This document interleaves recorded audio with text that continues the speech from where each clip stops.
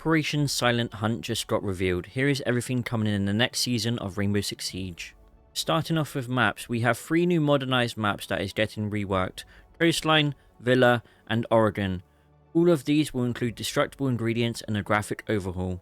A new map comes into rotation soon through Year 11, which is Calypso Casino.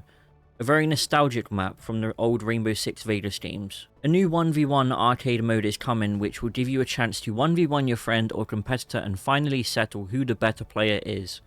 Year 11 brings 4 operators per year, with Solid Snake being the first one. Solid Snake will have the F2, the PMR 90A2, the Tacit 45 silenced pistol as a secondary, an OSP pouch for the Soliton radar. He will have soft breaching charges, grenades, flashbangs, smokes, and an EMP grenade. Snake will be 1 health and 3 speed. The Soliton radar is a mobile device that Snake will carry with him. It's essentially the heartbeat sensor from Call of Duty, locating players within range and marking threats, making him a viable threat to any defender. If you look closely at the Soliton radar, you will see that there is a red ring around it. That means that there is a player detected within the range. If you look closer, you will see red cones. This indicates the player's location and where they are looking. On the Soliton radar also you can see a yellow marker. The yellow marker on the Soliton radar marks camera positions. The Soliton radar will recharge its battery over time. Playing as Solid Snake, you will now be able to scavenge items. This can range from any type of grenade to a breaching charge. David Hayter, the man, the myth, the legend, will be voicing Solid Snake in Rainbow Six Siege. R6 Shield Guard brings some interesting changes, shortening and hardening code and stopping exploits in its path. Secure boot will now be required for Rainbow Six Siege starting next season. This means everyone with Zim, Cronus, Strike Pack, Leadjoy, and even DMA will now be stopped. There will be workarounds of course, but enabling secure boot will stop the vast majority of cheaters out there. Anti-cheat is all about prevention, and secure boot will certainly make it harder for players to cheat in the game. Toxicity doesn't belong in Siege or any game, so now you will see a ton of options to choose from when reporting players who are toxic, griefing, and even cheating. This gives Ubisoft better information on why this player was reported. This is a great change which allows Ubisoft faster and a more rapid approach on the severity of the report on the player. Griefing in text chat will be detected better also. This will help for those who try to be toxic and look for creative ways to say something racist or extremely offensive. Remember, Ubisoft is watching you, so be nice. Match cancellation will now give the entire stack abandon penalties for misuse.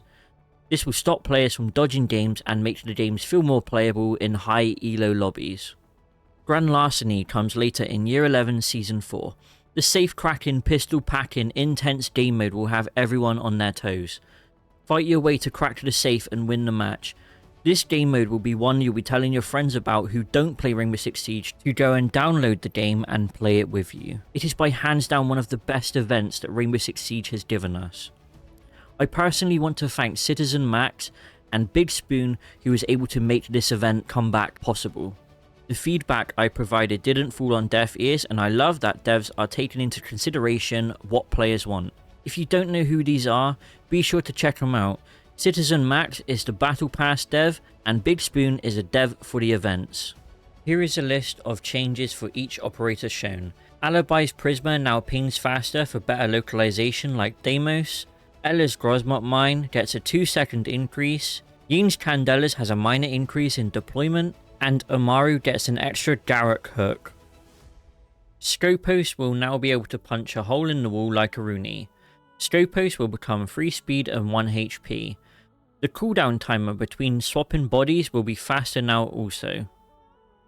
Flores will receive the T95 LSW to his loadout. Dual Front unfortunately will leave after one more season. In Dual Front you will see a game mode honoured for Solid Snake's reveal. Navigate the course and sneak past enemies and security systems. I don't really play Dual Front, but I do find this game mode interesting. There is also rewards for Dual Front, so when the game mode goes away, you will be able to keep those rewards. Match replay has been optimized. I noticed this earlier when scrubbing the timeline. You can now customize options in Match Replay to tailor it to your liking. There is also a walking feature now within Match Replay that will slow down the camera speed when pressing the Alt key on the keyboard. So there we have it, ladies and gentlemen. That is the full breakdown for the next season and year path of Rainbow Six Siege.